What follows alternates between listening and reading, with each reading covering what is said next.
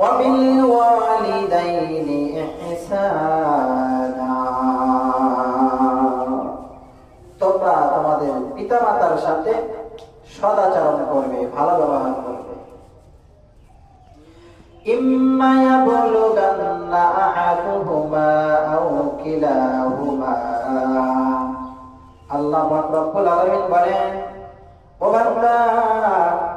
যদি তোমার জীবন দশায় তোমার অবস্থা ভালো থাকা অবস্থায়, অর্থাৎ তুমি ছাত্র জীবন শেষ করে কর্মজীবনে পদার্পণ করা অবস্থায় তোমার টাকা পয়সা আছে, এমত অবস্থায় যদি তোমার বাবা মা দুজনের কোনো একজন তোমার কাছে উপস্থিত থাকে, অর্থাৎ জীবিত থাকে, অথবা উভয়জনই তোমার সামনে বিদ্যমান থাকে, আল্লাহ পাক রব্বুল আলামিন বলেন, ও বান্দা, তাহলে তুমি তাদেরকে তোমার আচরণে, কথায়, উঠা বসায় কোনো কষ্ট দিও না। ফালা উফিন, অর্থাৎ তারা যেন